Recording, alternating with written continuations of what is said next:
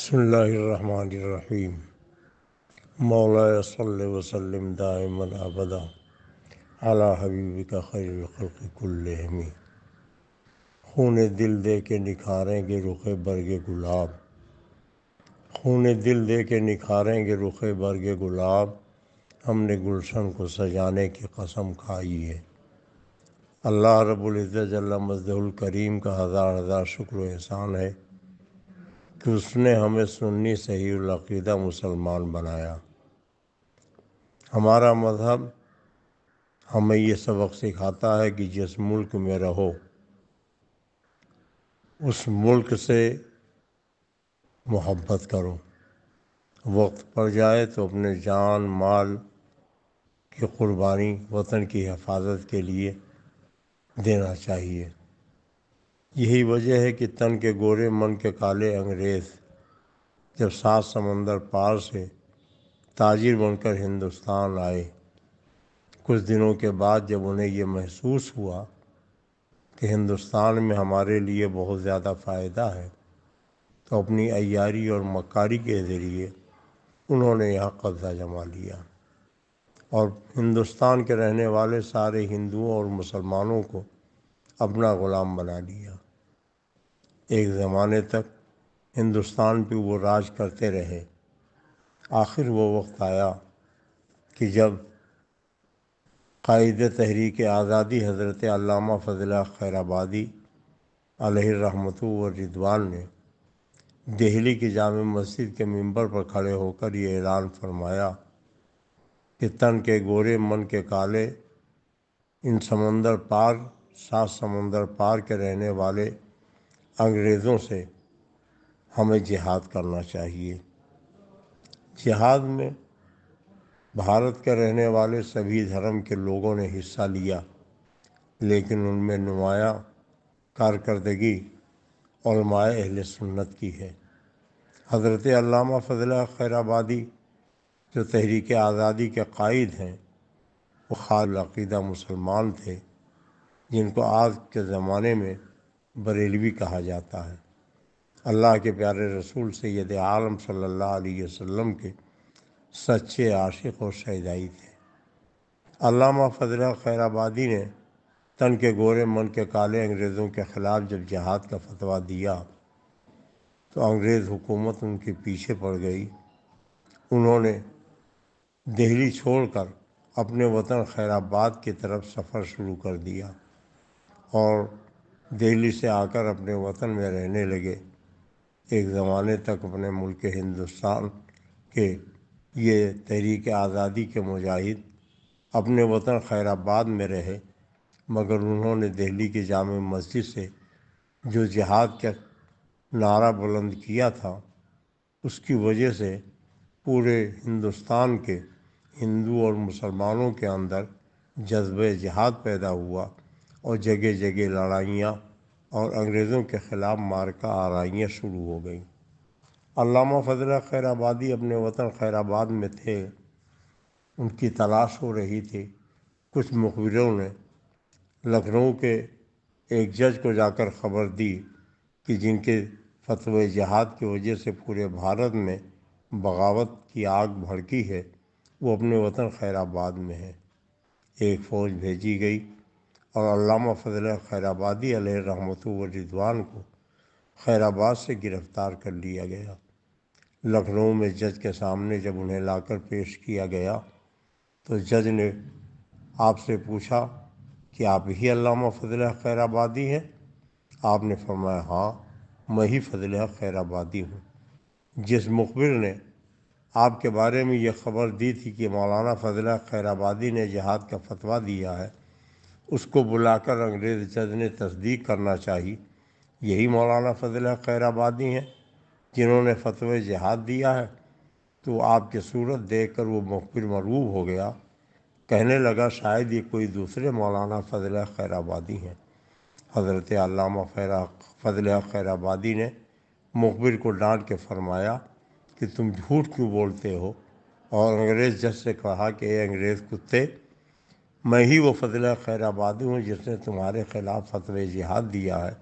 کل بھی میرا یہی فتویٰ تھا، آج بھی یہی فتویٰ ہے اور زندگی کے آخری سانس تک میرا یہی فتویٰ رہے گا۔ انگریز جج نے سر سے پیر تک دیکھا، کہنے لگے مولانا آپ کیا کہہ رہے ہو؟ جب مخبر نے اپنا بیان بدل دیا ہے تو آپ چھوٹ سکتے ہو، رہائی مل سکتی ہے اور آپ چین و سکون کی زندگی گزار سکتے ہو، کیا آپ کو دنیا کی مشقتوں سے کوئی خوف نہیں ہے؟ تو علامہ فضل خیر آبادی نے ڈانٹ کر فرمایا کہ عزت کی ایک لمحے کی زندگی ذلت کی 1000 سالہ زندگی سے بہتر ہوتی ہے۔ وہ انگریز کتے سن لے، میں نے تمہارے خلاف فتویٰ دیا تھا، آج بھی میرا وہی فتویٰ ہے اور زندگی کی آخری سانس تک میرا وہی فتویٰ رہے گا۔ انگریز جج نے حکم دیا کہ انہیں کالا پانی بھیج دیا جائے۔ کپڑے اتار لیے گئے، ایک پھٹا ہوا کمبل سطر ڈھکنے کے لیے دے دیا گیا اور علامہ فضل خیر آبادی کو گرفتار کر کے جزیرے انڈمان کالا پانی پہنچا دیا گیا۔ ایک زمانے تک علامہ فضل خیر آبادی جزیرے انڈمان میں رہے۔ ایک انگریز نے ایک کتاب لکھی تھی، علامہ کا شہرہ سن کر اس نے اپنی کتاب دی کہ ہماری کتاب کی اصلاح کر دیجیے، تو اس انگریز نے جتنا کتاب میں لکھا تھا اس کا 4 گنا زیادہ علامہ فضل خیر آبادی نے حاشیہ تحریر فرما دیا۔ انگریز جج آیا، اس نے کہا آپ بڑے قابل ہیں، اس لیے مجھے آپ کے قید و بند پر ترس آ رہا ہے، آپ صرف اتنا کہہ دیں کہ مجھے اپنے بات پہ افسوس ہے، میں آپ کو رہائی دلا دوں گا۔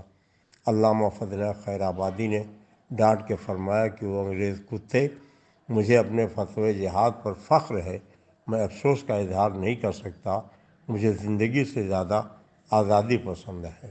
چنانچہ آپ کو بڑی اذیتیں اور تکالیف پہنچائی گئیں، مگر آپ ہر تکلیف ہر اذیت برداشت کرتے رہے اور آپ نے اپنے فتوی جہاد کو واپس نہیں لیا، یہاں تک کہ جزیرے انڈمان کے کالا پانی کے ماحول کی وجہ سے آپ کی طبیعت خراب ہو گئی، سخت بیمار پڑ گئے اور جب طبیعت زیادہ خراب ہوئی تو 4 آدمی آپ کو اٹھا کر بٹھاتے تھے، پیالے میں دوا لا کے پلاتے تھے، آپ وہ دوا پی کے پھر لیٹ جاتے تھے۔ اسی بیچ میں وہی انگریز پھر آیا، اس نے کہا مولانا آپ اتنی پریشانی سے زندگی گزار رہے ہیں، اب آپ کا آخری وقت آ گیا ہے، کم سے کم صرف ایک مرتبہ آپ مجھ سے اتنا کہہ دیں کہ مجھے اپنے فتوی جہاد پہ افسوس ہے، میں آپ کو یہاں سے رہائی دلا دوں گا۔ وہ علامہ فضل خیر آبادی جو 4 آدمیوں کے سہارے سے اٹھ کر بیٹھ کے دوا پیتے تھے، ایسا لگا جیسے ان کے مردہ رگوں میں کسی نے خون دوڑا دیا ہو، اٹھ کے بیٹھ گئے۔ انگریز کو ڈانٹ کے فرمایا کہ وہ انگریز کتے، تو یہ سمجھتا ہے کہ ان تکلیفوں کی بنیاد پر میں حق بات کہنے سے اپنی زبان روک لوں گا؟ یہاں سے واپس چلا جا۔ اور پھر آپ نے اس کے منہ پہ تھوک کے فرمایا کہ جا، میرا فتوی جہاد کل بھی تھا، آج بھی ہے اور زندگی کی آخری سانس تک رہے گا۔ آپ کا انتقال ہو گیا۔ لوگوں نے نہلایا دھلایا، کفن پہنایا، دفن کرنے کے لیے لے کر چلے تو کافی بھیڑ جنازے میں شرکت کرنے والوں کی تھی۔ آپ کے بیٹے جنہوں نے ہندوستان سے لے کے لندن تک مقدمہ لڑا تھا، رہائی کا پروانہ لے کر وہ جزیرے انڈمان کالا پانی پہنچے اور انہوں نے دیکھا ایک جنازہ جا رہا ہے، پوچھا اے لوگوں یہ کس کا جنازہ لے جا رہے ہو؟ کہا آپ کو معلوم نہیں، قائد تحریک آزادی علامہ فضل خیر آبادی کا آج انتقال ہو گیا، ہم انہی کو دفن کرنے کے لیے لے جا رہے ہیں۔ جوان کے ہاتھ سے لفافہ چھوٹ کے گر گیا، آنکھ سے آنسو بہنے لگے۔ لوگوں نے کہا میاں تم کو اس جنازے والے سے کیا تعلق ہے، کیوں اس قدر رو رہے ہو؟ کہا پوچھ رہے ہو کیا تعلق ہے، یہ میرے باپ تھے، میں ان کا بیٹا تھا، میں نے ہندوستان سے لے کے لندن تک مقدمہ لڑا اور میں نے کامیابی حاصل کر لی، ان کی رہائی کا پروانہ مل گیا تھا، میں آیا تھا خوشیوں سے سرشار ہو کر کہ اپنے باپ کو یہاں سے واپس لے جاؤں گا، مگر میرے غیرت مند باپ کو یہ گوارا نہ ہوا کہ ہندوستان آزاد نہ ہو اور میں یہاں چین کی زندگی گزاروں۔ انہوں نے جان دینا گوارا کر لیا، مگر انگریزوں کی غلامی میں رہنا انہوں نے گوارا نہیں کیا۔ افسوس کے ساتھ ہمیں یہ کہنا پڑتا ہے، اسی دن کے لیے قسمت نے کیا چنوائے تھے دن کے، کہ جب رہنے کا وقت آئے تو گھر کو آگ لگ جائے۔ جب پڑا وقت چمن پہ تو لہو ہم نے دیا، اب بہار آئی تو کہتے ہیں تیرا کام نہیں۔ ہندوستان کی آزادی کے لیے جہاں اور دوسرے لوگوں نے قربانیاں دی ہیں، وہیں سب سے زیادہ بڑھ چڑھ کر علماء اہل سنت نے اپنی قربانیاں پیش کی ہیں۔ کون نہیں جانتا ہے کہ حضرت مفتی عنایت احمد کاکوروی، حضرت مفتی صدر الدین آزردہ، حضرت روہیلا پٹھان حافظ رحمت خاں، حضرت بہادر شاہ ظفر اور اعلیٰ حضرت امام اہل سنت مجدد دین و ملت فاضل بریلوی کے دادا مولانا رضا علی خاں، یہ سب وہ عظیم المرتبہ شخصیتیں ہیں جنہوں نے ہندوستان کی آزادی کے لیے اپنی قربانیاں پیش کی ہیں اور دیش کو تن کے گورے من کے کالے انگریزوں سے آزاد کروایا ہے۔ یاد کیجیے، حضرت علامہ کفایت علی کافی کو مراد آباد میں گرفتار کیا گیا اور وہاں کی جیل میں انہیں رکھا گیا، اور پھر ایک وقت آیا کہ جب انگریزوں نے ان سے کہا کہ آپ اپنا فتوی جہاد واپس لیجئے، ہمارے خلاف آپ اپنی کارکردگی بند کر دیجئے تو ہم آپ کو رہائی دے سکتے ہیں۔ حضرت علامہ کفایت علی کافی نے فرمایا، مجھے جان دینا تو گوارا ہے مگر تمہاری غلامی مجھے گوارا نہیں ہے۔ آپ کے جسم پر تیز آنچ میں تپانے کے بعد استری پھیری جاتی تھی، آپ کی کھال ادھڑ جاتی تھی اور زخموں پر نمک چھڑکا جاتا تھا۔ کہا جاتا تھا کہ اب تو کم سے کم تم اپنا اعلان بدل دو اور ہمارے حکومت میں رہنے کے لیے تیار ہو جاؤ، مگر علامہ کفایت علی کافی نے ایک بات نہ مانی اور فرمایا، میرا زندگی کی آخری سانس تک یہی فتویٰ ہے کہ ہم انگریزوں کی غلامی میں نہیں رہ سکتے ہیں۔ یہ علامہ کفایت علی کافی ہیں۔ جب انہیں مراد آباد میں پھانسی کی سزا سنائی گئی، تختہ دار پہ کھڑا کیا گیا تو پوچھا گیا کہ اگر کوئی آخری خواہش اور تمنا ہو تو بتاؤ، پوری کر دیا جائے۔ علامہ کفایت علی کافی علیہ الرحمہ نے فرمایا کہ ایک قلم اور کاغذ دے دیا جائے۔ قلم کاغذ دیا گیا۔ لوگوں نے سمجھا بیوی کے نام پروانِ محبت لکھیں گے، بیٹا بیٹی کے نام وصیت نامہ لکھیں گے، مگر علامہ کفایت علی کافی نے پوری قوم کے نام ایک پیغام لکھا تھا اور شعر کی شکل میں لکھا تھا۔ آپ سنیے، ایمان میں تازگی، عقیدے میں نکھار، روح میں توانائی پیدا کیجیے۔ پھانسی کا پھندا گلے میں ڈال کر علامہ کفایت علی کافی نے لکھا تھا، کوئی گل باقی رہے گا نہ چمن رہ جائے گا، پر رسول اللہ کا دین حسن رہ جائے گا۔ اطلس و کم خواب کے پوشاک پر نازا نہ ہو، باد مردن جسم پر خالی کفن رہ جائے گا۔ ہم سفیروں باغ میں ہیں، کوئی دم کے چہچہے، بلبلیں اڑ جائیں گی، سونا چمن رہ جائے گا۔ اور عقیدے کا شعر سنو، علامہ کفایت علی کافی فرماتے ہیں، جو پڑھے گا صاحب لولاک کے اوپر درود، آگ سے محفوظ اس کا تن بدن رہ جائے گا۔ اور مقطع میں فرمایا، سب فنا ہو جائیں گے کافی وہ لیکن حشر تک نام پاک مصطفیٰ اور پنجتن رہ جائے گا۔ حضرت علامہ کفایت علی کافی کے شہادت کے بعد ایک درد بھری داستان آپ اشفاق اللہ خاں کی بھی سن لیجئے۔ وہ شاہجہاں پور کے رہنے والے تھے۔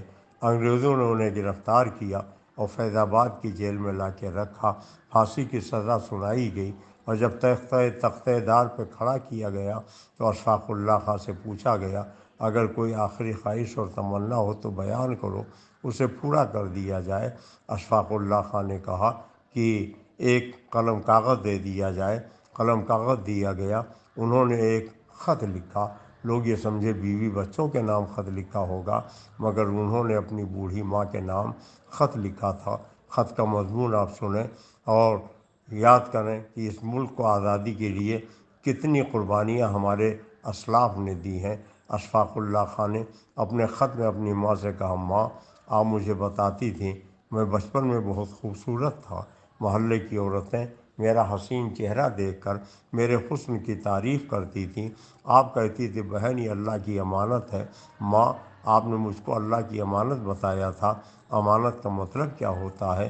جس کی امانت ہے وہ جب تک چاہے رکھے اور جب چاہے اپنی امانت واپس لے لے۔ ماں، آج تمہارا بیٹا جو اللہ کی امانت ہے، دیش کی آزادی کے لیے تختہ دار پہ کھڑا ہے، ابھی اس کی جان اس کے جسم سے پرواز کر جائے گی، اسے پھانسی کے پھندے پہ جھلا دیا جائے گا۔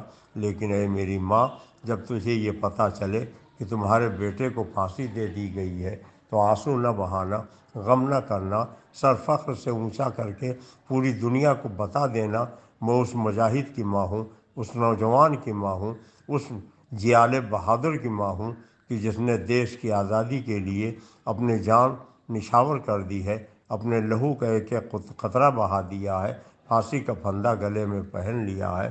میں عرض یہ کرنا چاہتا ہوں کہ اس ملک کی آزادی کے لیے ہمارے اسلاف نے قربانیاں پیش کی ہیں، تب جا کر یہ دیش آزاد ہوا ہے، اور اس ملک میں ہم کسی کے رحم و کرم پر نہیں بلکہ اپنے بزرگوں کے قربانیوں کی بنیاد پر ہیں۔ اس ملک میں جتنا کسی دوسرے کا حصہ ہے اس سے کہیں زیادہ ہمارا حصہ ہے، اور اسی لیے ٹیپو سلطان نے کہا تھا، عزت کی ایک لمحے کی زندگی ذلت کی 1000 سالہ زندگی سے بہتر ہوتی ہے۔ ہم کل بھی وطن سے محبت کرتے تھے، آج بھی کرتے ہیں، اور آئندہ کل بھی اپنے وطن سے محبت کرتے رہیں گے۔ اسی لیے ہمارا یہ اعلان ہے، خون دل دے کے نکھاریں گے رخ برگ گلاب، ہم نے گلشن کو سجانے کی قسم کھائی ہے۔ آج جو لوگ ہماری قربانیوں کو بھول کر ہمیں اذیت و پریشانی سے دوچار کرنا چاہتے ہیں، وہ سن لیں، جب پڑا وقت چمن پہ تو لہو ہم نے دیا، اب بہار آئی تو کہتے ہیں تیرا کام نہیں۔ ملک کے حالات کو دیکھنے کے بعد افسوس کے ساتھ ہمیں یہ بھی کہنا پڑتا ہے، اسی دن کے لیے قسمت نے کیا چنوائے تھے تنکے کہ جب رہنے کا وقت آئے تو گھر کو آگ لگ جائے۔ ہماری دعا ہے کہ اللہ تبارک تعالیٰ اپنے پیارے حبیب کے صدقے اور طفیل میں اس ملک ہندوستان کو دن دونی رات چوگنی ترقی عطا فرمائے، یہاں لوگ شاد و آباد رہیں، اور اپنے وطن کی محبت ہمارے دلوں میں برقرار رہے، اور وطن کی آزادی کے لیے، اس کی سالمیت کے لیے اگر ضرورت پڑ جائے تو ہم اپنے لہو کا ایک ایک قطرہ بہانے کے لیے ہمیشہ تیار رہیں۔ ہندوستان زندہ باد، ہندوستان پائندہ باد۔